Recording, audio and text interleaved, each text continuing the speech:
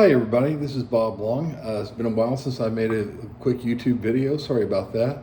Apparently we have no internet right now and there's no way I can do any progress notes, fill out any ASIs or treatment plans. So I thought, what the heck, use my personal phone and do a quick little YouTube video. Today's topic is going to be cognitive distortions. There's many different cognitive distortions out there. I think many times when we, cognitive meaning the way we think, distortions meaning it ain't right. Okay, so having said that, we have to understand that any cognitive distortion that we may have, our little voice of addiction will utilize that to get us to go back to the old ways, and that's relapse or relapse. So the first one up is black and white thinking. It's a dichotomous relationship. It's either on or off. This is sort of like when a person who's on a diet decides that they're going to stop by McDonald's and get something. Okay, then they have this guilt that comes over them. They go like, what have I done? I've destroyed my diet. And then they order everything off the menu. Okay, well, no, you haven't destroyed your diet. You had a moment of weakness. You had a slip, if you will, but it becomes a full-blown relapse back to the old ways of eating. Well, much as the same is true for drugs and or alcohol. This black and white thinking, I used to joke that there's only one profession that really required black and white thinking, and that was a bomb disposal technician. Cut the wrong wire, you don't get a second chance.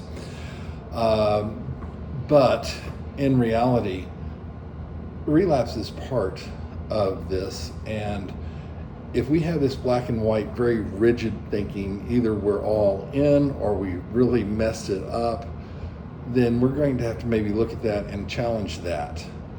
I think also going along with that, we have to identify and redefine the word failure. Okay, for those of you who are baseball fans, you understand that at the end of the year, a person who's batting 400 is, well, a superstar, okay, for lack of a better word.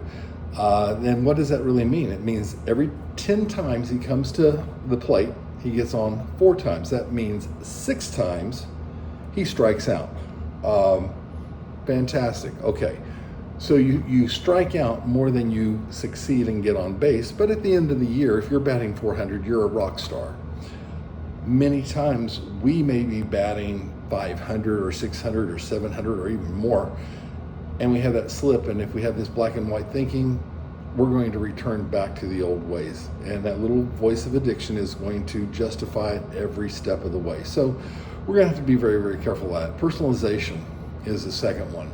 So when we talk about personalization, this is a person that wants to blame themselves for everything that goes wrong. They're going to personalize everything.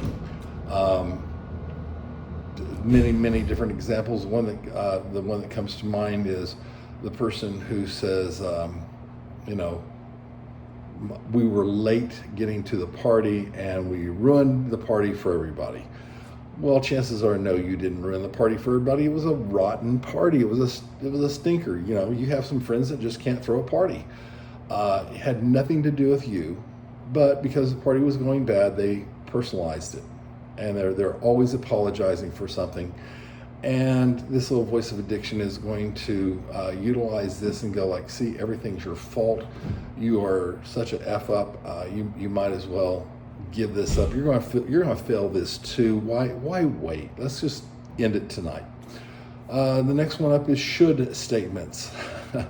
Anything that I should have done this, I ought to have done this, I must do this. Those are all types of cognitive distortions. For example, I should have arrived earlier to the meeting, or I must lose weight to be more attractive. This type of thinking may induce feelings of guilt and shame. And again, guilt and shame are pretty powerful emotions for that little voice of addiction to use to get you tripped up. Or how about this? He should have called me earlier. She ought to thank me for all the help I've given to her. You know, such thoughts like this can lead to a person to feeling very frustrated, It can lead to anger, lead to anxiety, lead to bitterness when others fail to meet unrealistic expectations. Come on, we got to have realistic expectations. See, here's the thing about realistic expectations. If they're set too high, we're setting ourselves up for failure, okay? Give you an example.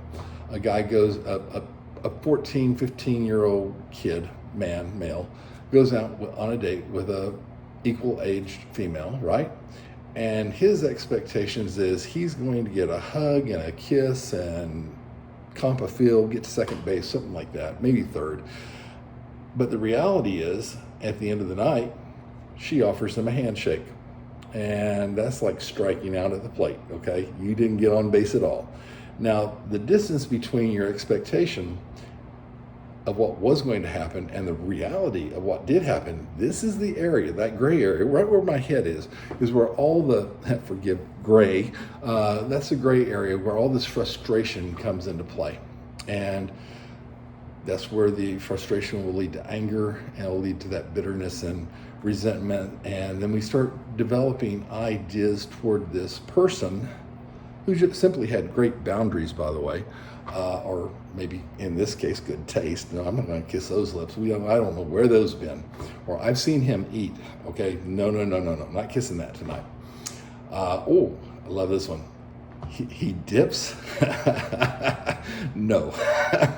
Again, great boundaries.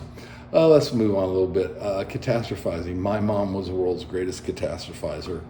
You know, on paper, things will look just perfectly like, okay, so I grew up in Guthrie, Oklahoma, and where I lived was probably about 2 miles away from the stadium.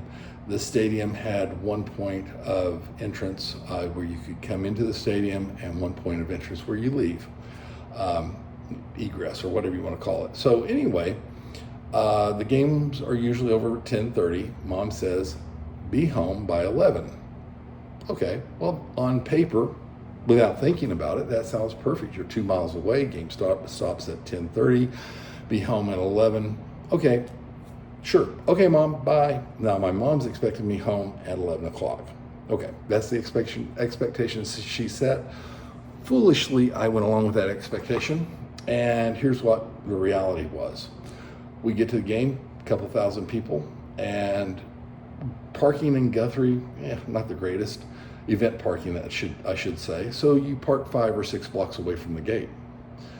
I have a date. I'm walking with my date to the entrance.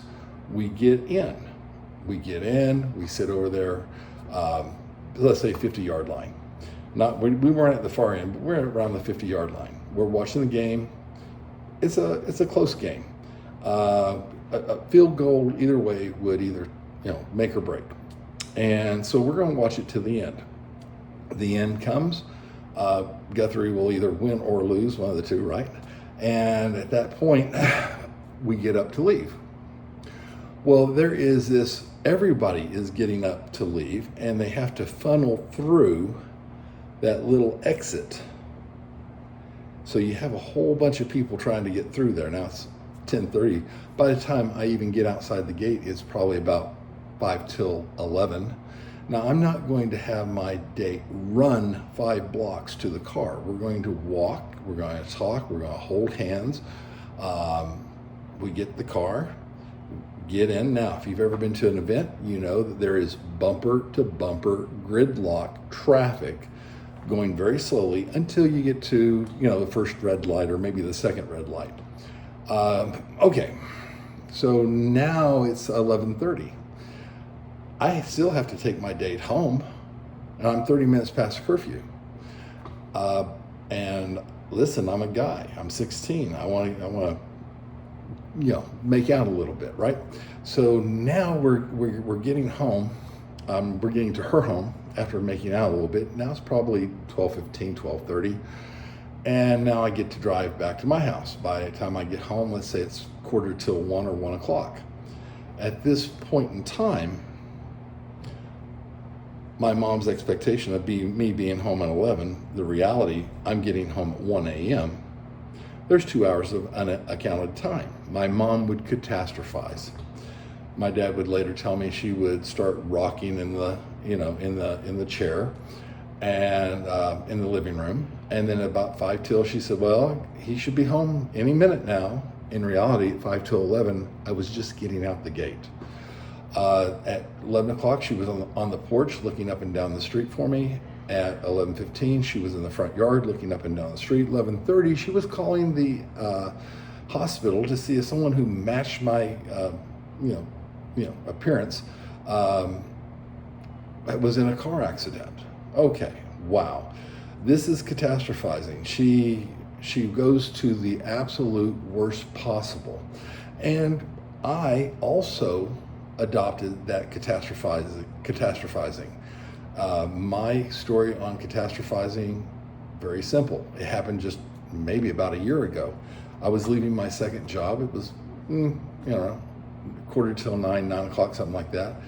And I always text my wife and say, honey, I'm on my way home. I'll see you in about 10 minutes, 15 minutes. And then she would always respond back and say, okay, love you, see you then. Boom. And the ride was peaceful.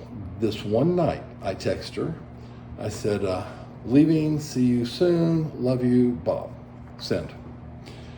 And no reply. Okay, so I get down the road a little bit. And I'm now probably about 3 miles from home. Still no reply. I'm beginning to wonder what's going on. So at this point in time, I'm thinking, I gave her the benefit of the doubt. I thought, okay, maybe she's on the toilet, maybe she's taking a shower, who knows, right? So I text her one more time, still no reply. Now I'm beginning to start thinking the worst. I'm thinking, the neighborhood we live in and all the houses around us, they've all been broken into. Wow, maybe we've been broken into. These thoughts go through my head. I'm a pistol instructor also here in the state of Oklahoma. So by the time I have traveled those 3 miles and got home, in my mind, I have catastrophized that my dogs were dead, that my wife was probably tied up, maybe raped or dead, okay? The house, everything's been stolen, right? This is the thoughts that go through my head. I grabbed my firearm, 1911 Kimber, if y'all want to know what it was. So now I've got my 1911. And I'm like, okay, I know how to do this. I've been through the training. I teach this stuff. I'm going to go clear this house. So I come to the house and I open the door, and my dogs, 2 little dogs, run out, Penny and Heidi. And first thing I look at them, I think, oh my God, they're alive. I'm happy about this. Then I look down, I'm looking for blood footprints. There are none. Then I open the door and I'm looking at the ground for blood. I don't see any. I clear the dining room. I go in, I clear the kitchen, I clear the utility room, nothing in there. I come back, I clear the living room, and then I look out and I see my wife, and she's out there. She's talking. I think she was talking to her daughter. And when she's talking to her daughter, they'll talk until the phone goes dead, which is okay. I have no problem with that. But she was on the phone. She was preoccupied. She didn't want to, say, hold on, I got to text my husband. Understandable, totally understandable. And so here I am. I have already thought the absolute worst, and that's catastrophizing. So those are 4 of the cognitive distortions. I think I'm going to do a part 2 later on. We'll cover some more cognitive distortions, and we'll move on from there. All right, because there's a good 20 of them that we can talk about. Listen, thank you very much. Hope you've enjoyed the video. If you liked it, please leave a comment. And if you didn't like it, leave a comment. If you think I'm dumb as dirt, leave a comment. It doesn't matter. The more comments I get, the better off I am. Also like, and if you want to subscribe, go ahead and subscribe. I'd really appreciate it. Thank you very much. And here I am trying to stop the video with my mouse, and it's actually on my phone. Have a good day.